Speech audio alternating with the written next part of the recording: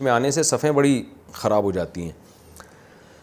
شعبان میں روزوں کی فضیلت. شعبان تو گزر چکا میرے بھائی, اب تو رمضان کا شوال چل رہا ہے. شعبان میں روزے کی کیا فضیلت ہے؟ حدیث میں آتا ہے, سعد اعظم گڑھ سے پوچھتے ہیں, نبی صلی اللہ علیہ وسلم حدیث میں آتا ہے رمضان کے بعد سب سے زیادہ روزے شعبان میں رکھتے تھے, لیکن یہ ان لوگوں کے لیے جن میں پھر رمضان میں کمزوری نہ پیدا ہو جائے. آج کل لوگ طاقتور نہیں ہیں, کمزور ہیں, شعبان میں زیادہ روزے رکھیں گے, رمضان کے روزے آپ کے لیے مشکل ہو جائیں گے.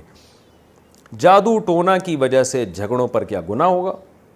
اگر جادو کی وجہ سے شوہر بیوی میں جھگڑے ہوں تو کیا اس پر بھی گناہ ملتا ہے؟ گناہ اختیاری چیزوں پہ ملتا ہے, غیر اختیاری پہ نہیں.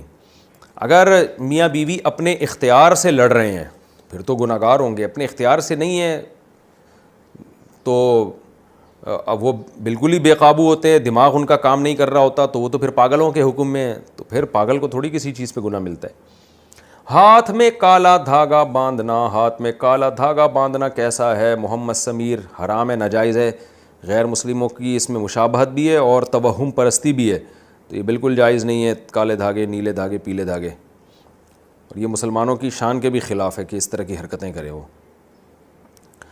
رمضان